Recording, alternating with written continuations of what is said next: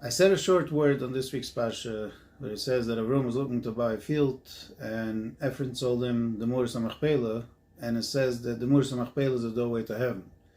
So the question is, why did Ephron sell him such an expensive piece of real estate? It's not just an expensive piece of real estate, it's probably the most expensive piece of real estate in the entire world. Where do you have anywhere else such an expensive piece, like the doorway to heaven? So the answer is, if somebody is not going on the right pathway, for him, light seems to be dark. So since Ephron was not a good person, and he was a sinner, that's why, to him, the light of heaven looked to him like darkness. And that's why, not just he had the ability of selling it, he wanted to get rid of it because he was probably afraid of it. Because to him it was dark. Now, I wanted to give a little speech about it, and I hope people are not going to take it the wrong way. If you listen to the whole thing, you'll understand better. I'm going to try to make it fast. Related to our times, for somebody to be able to understand how somebody can see something which is light, and to him it will seem like dark. It was just last week the elections in New York City, and Mamdani won.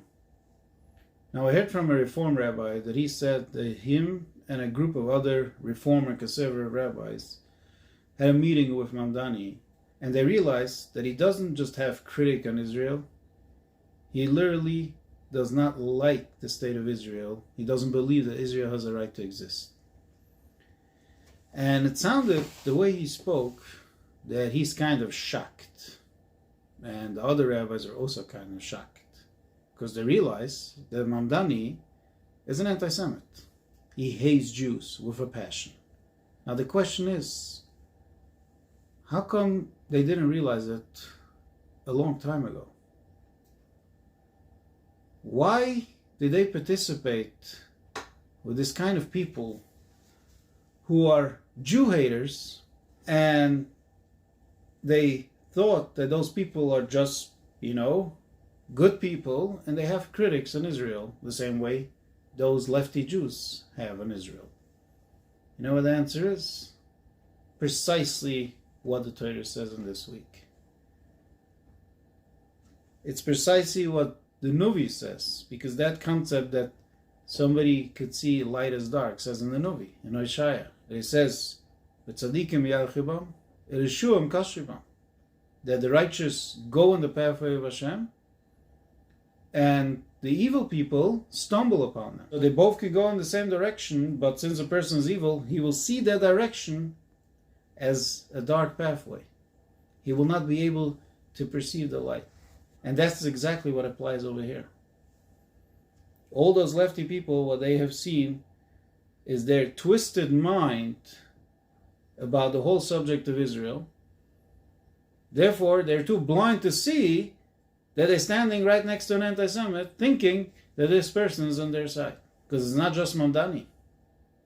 It's every person that is pro-Palestinian. The whole concept of Palestine was created as an anti-Semitic movement. It was created to oppose the Zionist movement. Never in history did existed such a country as Palestine, never existed such a nation. It's a complete fabrication, and it was fabricated in order to oppose Zionism.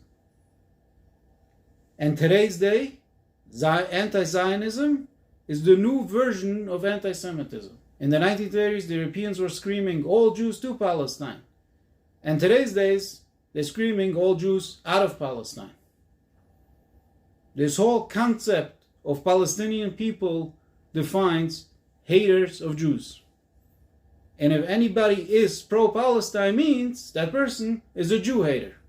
He just found a nice way to frame and cover up his hatred. Therefore he says, "No, I'm pro-Palestinian." So how can a Jew possibly be pro-Palestine? How can a Jew not see with their own eyes who the Palestinian people are? But you look in this week's Parsha, you understand it very well. You look in Isaiah, you understand it very well. That for some people, They live in such a darkness.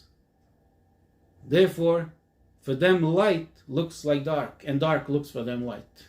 Therefore, they could look at the Palestinians and think for a second, oh, you see, those people must be good people. They can't even see clear the picture. Makes no difference whether they call Hamas or whatever it is. A Palestinian is a Jew hater, an evil person, and nobody should side with them. I can tell you even more. When October 7th happened, Hamas knew exactly where the houses are, how they're set up. How do they know all this? Because the people living in those villages had very close friends, and their workers were all Palestinians from the Gaza Strip. And they were convinced that they could make peace with those people. They're nice people, they're great people. That's why they thought. Until October 7th happened. Now, how were they so stupid not to see who the Palestinians are? There you go. The righteous go in the pathway, and the evil stumble upon them. In the prophets, there are 3 times that it says that the nations of the world will gather to go against Israel, and there will be Jews who will join them. We could see it literally today's days. All these lefty Jews, they're so blind that they don't even realize what they're doing. They don't even realize they're going against themselves. Not just against the Jews living in Israel, against themselves by siding with the lefties. They still cannot see who the Democrats are. The lefties are against Jews. They're just using Israel as an excuse and as a way to frame and cover up their hatred. And if they have the ability, they'll try to destroy all the Jews around the world. But they're too blind to see it. Why? Because their behavior does not go according to the Torah. And that's what happens when a person does not behave according to the Torah. To that person, light looks like darkness, and dark looks like light. And to add even more, a lot of Jews are not educated about the German politics in the 1930s, how Hitler got into power. Hitler ran a few times and he was struggling to secure a majority in the German coalition, whatever, there's the little different names over there. And by then they end up going to the Jews, and the Jews gave him money, they campaigned for him, and they voted for him. And that's how he had the ability to win Germany, win the elections, and eventually overthrow the government, and the rest is history. Now, a lot of people can't fathom, like, why the Jews helped Hitler win the elections. Now, the reason why is because in those days, it was a common thing in Europe for politicians to post a sign, "I'm an anti-Semite." And that same politician was able to do business with Jews. It was a normal thing. The Jews were used to it. They did not see anti-Semitism as something like spooky, something they have to be afraid of, because it was all over the place, everywhere. And they just lived with it. I'm not saying they liked it, but they lived with it. So they thought Hitler is just another politician and he's trying to win an election, so he's saying that he's an anti-Semite because that's going to help him win. But which kind of Jews do you think helped Hitler win the elections? They were not Orthodox Jews. They were the same lefty Jews who are right now voting for Kamala Harris and for Joe Biden and for Barack Obama and for all the other lefty anti-Semitism who are proclaiming that they're trying to make peace in the Middle East. It's those kind of Jews.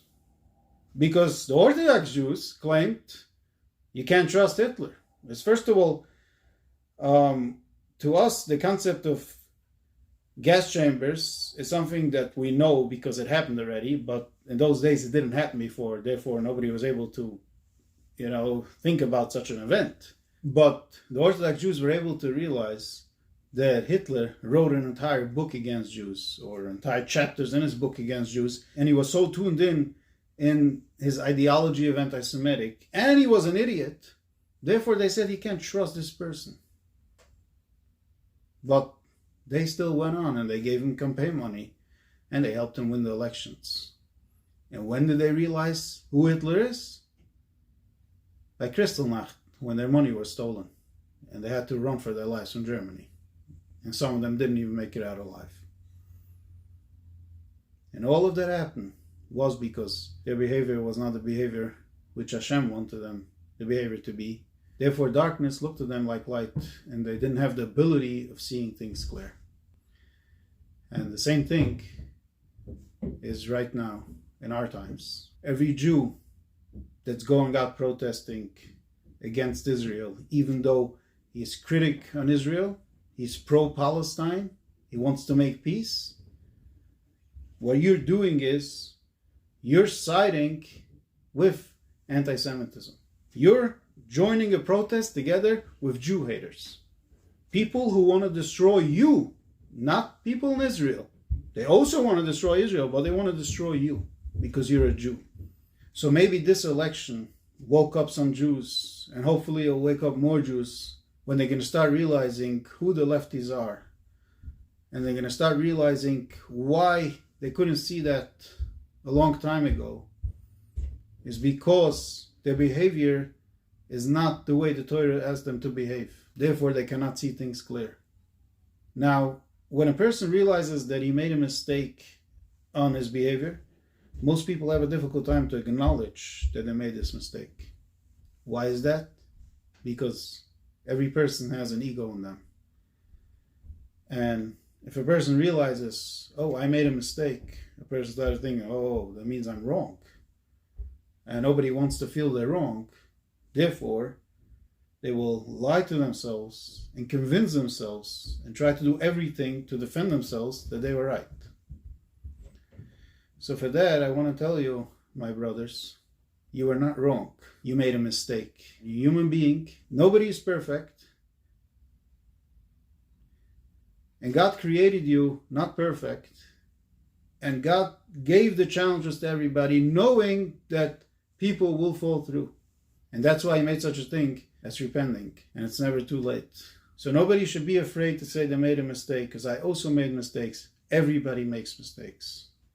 Our job in this world is not to be perfect. Our job in this world is to grow. And to keep on growing and to keep on fighting and fighting against our evil inclination and to overcome challenges. And through that, we're bringing in light to ourselves and to the whole world. And we're becoming closer to Hashem. So let's strengthen ourselves and let's go on the right pathway.